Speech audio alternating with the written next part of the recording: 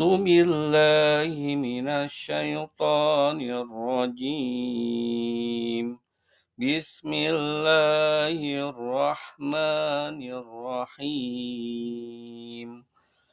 ألف لام ميم. ذلك الكتاب لا ريب فيه هدى للمتقين الذين يؤمنون بالغيب ويقيمون الصلاة ومما رزقناهم ينفقون والذين يؤمنون بما أنزل إليك وما أنزل من قبلك وبالآخرة هم يوقنون أولئك على هدى من ربهم وأولئك هم المفلحون. ألف لام ميم. ذلك الكتاب لا ريب فيه هدى للمتقين. Kitab Al-Quran ini tidak ada keraguan padanya, petunjuk bagi mereka yang bertakwa. Alladzina yu'minuna bil ghaib wa yuqimuna shalah wa mimma razaqnahum yunfikun,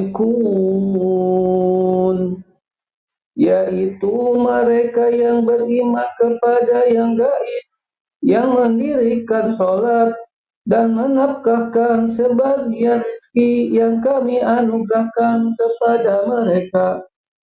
Walladzina yu'minuna bima unzila ilaik wa ma unzila min qablik wa bil akhirati hum yuqinun.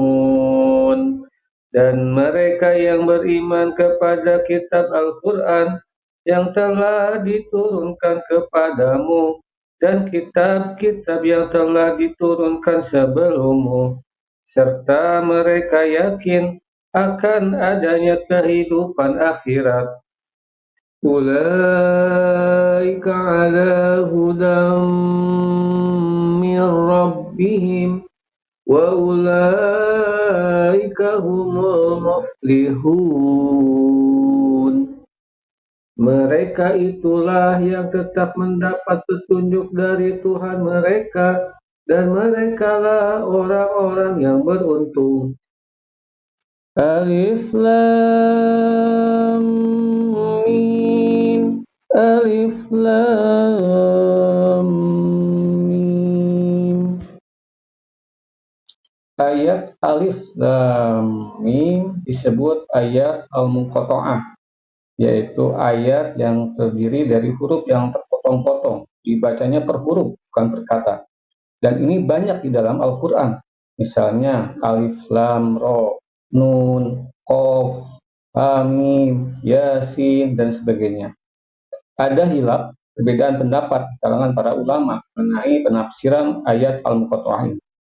Ada dua pendapat. Pendapat pertama, ayat seperti ini adalah ayat mutasyabihat. Artinya tidak ada yang tahu maknanya kecuali Allah. Jadi hanya Allah saja yang tahu maknanya. Kita hanya bisa mengambil hikmahnya bahwa Al-Quran turun dengan huruf-huruf hijaiyah yang merupakan bacaan orang-orang Arab. Namun kenyataannya, orang Arab sekalipun tidak bisa mendatangkan atau membuat semisal Al-Quran. Hal ini menunjukkan kemujizatan Al-Quran. Dan Al-Quran turun dengan bahasa Arab, tersusun dari huruf hijaiyah yang merupakan bahasanya orang Arab, namun orang Arab sendiri tidak bisa membuat semisal Al-Quran. Pendapat kedua, ada ulama yang berusaha mencari maknanya, bahwa masing-masing huruf mengandung makna, dan setiap huruf mewakili suatu kata. Contohnya, ada ulama yang menafsirkan alif lam mim dengan memaknai alifnya sebagai Allah, lamnya sebagai Jibril, dan mimnya sebagai Muhammad. Namun pendapat yang paling kuat adalah bahwa alif lam mim adalah ayat mutasyabihat yang tidak diketahui maknanya dan hanya bisa diambil hikmahnya. Salah satu hikmahnya adalah menunjukkan kemukjizatan Al-Quran. Zalika itu Alkitabu kitab, la tidak ada raiba keraguan fihi di dalamnya, hudan petunjuk lil muttaqina bagi orang yang bertakwa. Dalam ayat ini, Allah menggunakan kata zalika yang artinya itu, menunjukkan sesuatu yang jauh. Padahal yang dimaksud adalah kitab ini, yaitu kitab Al-Quran sendiri. Hal ini menunjukkan tingginya kedudukan Al-Quran. Jadi seakan-akan Al-Quran jauh tinggi di sana. Ini adalah metode orang-orang Arab dalam mengagungkan sesuatu. Ketika surat Al-Baqarah diturun, Al-Quran belum dikumpulkan menjadi sebuah kitab, tapi masih berupa lembaran-lembaran. Ini adalah isyarat bahwa Al-Quran kelak akan menjadi sebuah kitab. Al-Quran tidak ada keraguan di dalamnya sama sekali, dalam sisi atau segi apapun. Al-Quran tidak ada keraguan sedikitpun. Al-Quran isinya semua perkara yang diyakini, tidak ada yang diragukan sama sekali. Al-Quran adalah petunjuk bagi orang yang bertakwa.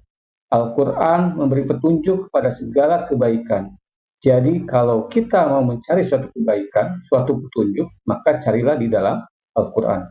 Sesungguhnya Al-Quran ini memberi petunjuk kepada yang terbaik, petunjuk bagi orang yang bertakwa. Takwa artinya mengambil pelindung. Seseorang mengambil pelindung agar terbebas dari siksa neraka Jahanam. Pelindung ini adalah berupa menjalankan segala kebaikan-kebaikan, amal-amal yang baik, dan meninggalkan keburukan-keburukan, amal-amal yang buruk. Yang semuanya dilakukan dengan penuh keikhlasan. Laksanakan kebaikan-kebaikan dengan penuh keikhlasan karena Allah, meninggalkan keburukan-keburukan pun dengan penuh keikhlasan karena Allah.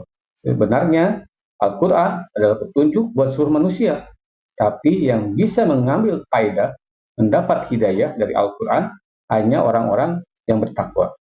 Orang kafir mendengar Al-Quran, tapi mereka tidak mau mengikuti. Mereka tidak bisa mengambil kebaikan, tidak bisa mengambil petunjuk dari Al-Quran. Alladzina orang-orang yang yu'minuna beriman bil ghaibi dengan yang gaib, wa yuqimuna dan mereka mendirikan as-salata salat, wa mimma dan sebagian dari apa razaqnahum telah kami beri rezeki kepada mereka, yunfiquna mereka menafkahkan.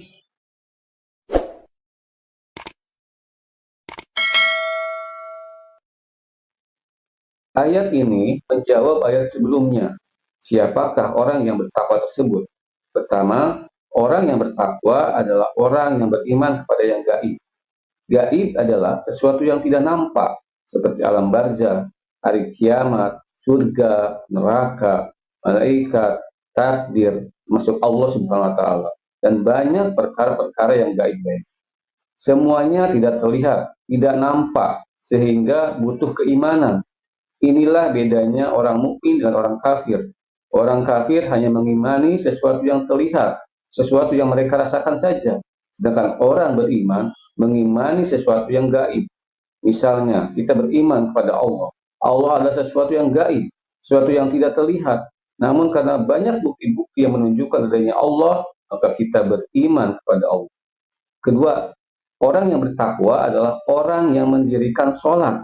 Mendirikan sholat artinya bukan hanya mengerjakan sholat, tapi membaguskan rukun, memahami bacaan-bacaannya, melaksanakan sunnah-sunnahnya. menghadirkan Allah dalam sholatnya. Ketika kita sudah benar-benar menegakkan sholat, maka sholat yang kita lakukan akan mencegah dari perbuatan keji dan munkar. Kemudian yang ketiga, orang yang bertakwa adalah orang yang menafkahkan sebagian rezeki yang Allah anugerahkan kepada mereka. Kita menyedekahkan sebagian rezeki yang kita dapat dari Allah. Jadi rezeki itu dari Allah. Rezeki itu mau sedikit atau banyak, itu yang menentukan Allah. Dan yang Allah minta untuk diinfakkan, untuk disedekahkan, tidak seluruhnya, hanya sebagian. Jadi seharusnya kita tidak pelit atau berat dalam berinfak. Karena harta atau rezeki yang ada pada kita hanya titipan dari Allah. Dan Allah yang minta sebagian saja yang diinfakkan. Infak di sini bersifat umum, mencakup infak wajib, seperti zakat yang sudah ada ketentuannya, maupun infak sunnah, seperti infak-infak biasa yang tidak ada ketentuannya. Yang penting ikhlas saja. Walladzina, dan orang-orang yang yu'minuna, beriman, bima, pada apa, unzila, diturunkan, ilaika, kepadamu, wama, dan apa, unzila, diturunkan, min, dari qablika, sebelum kamu, wabil akhirati, dan pada hari akhirat, mereka, yuqinuna, mereka yakin. Ayat ini menjelaskan kembali sifat-sifat orang yang bertakwa, bahwa orang yang bertakwa adalah orang yang beriman kepada kitab Al-Quran yang diturunkan kepada Rasulullah SAW, dan beriman kepada kitab-kitab yang diturunkan sebelumnya, yaitu kitab-kitab sebelum Al-Quran, seperti Taurat, Injil, Zabur, Suhuf Ibrahim, dan Suhuf Musa. Dalam ayat ini, Al-Quran disebutkan terlebih dahulu, baru kemudian kitab-kitab sebelumnya. Hal ini menunjukkan bahwa Al-Quran menyempurnakan dan memansuh kitab-kitab sebelumnya. Jadi, setelah Al-Quran turun, maka kitab-kitab sebelumnya tidak berlaku lagi. Kemudian dijelaskan pula bahwa orang yang bertakwa adalah orang yang yakin akan adanya kehidupan akhirat. Beriman kepada akhirat harus beriman kepada yang gaib. Namun kenapa beriman kepada akhirat disebutkan kembali secara terpisah?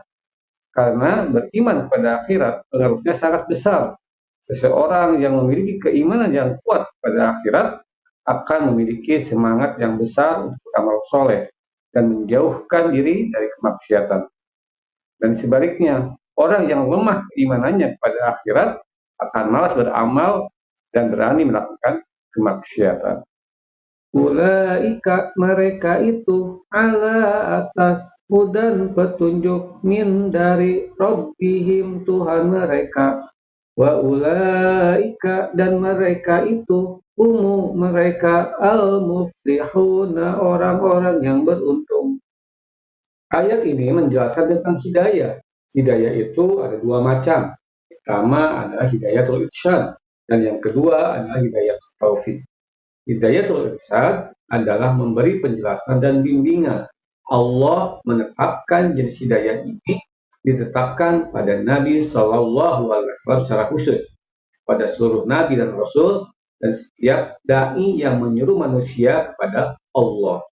Jadi Rasul, para Nabi, dan dai itu hanya bisa memberikan hidayah atau petunjuk berupa penjelasan saja.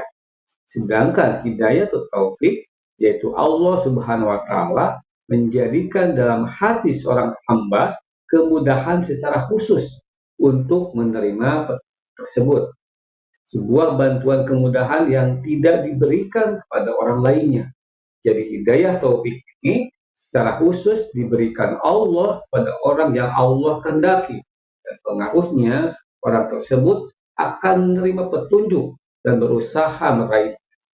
Oleh karena itu, memasukkan hidayah ini ke dalam hati seorang bukanlah tugas Rasulullah SAW, sebab hati hamba berada di tangan Allah. Allah yang membolak-balikannya sesuai dengan kehendak Allah. Sehingga orang yang paling beliau cintai sekalipun tidak mampu beliau jadikan menjadi seorang muslim yang mau menerima petunjuk. Adapun al-falah artinya meraih apa yang dicita-citakan dan selamat dari apa yang dikhawatirkan, yaitu masuk ke dalam surga dan dihindarkan dari neraka. Itulah keberuntungan yang besar.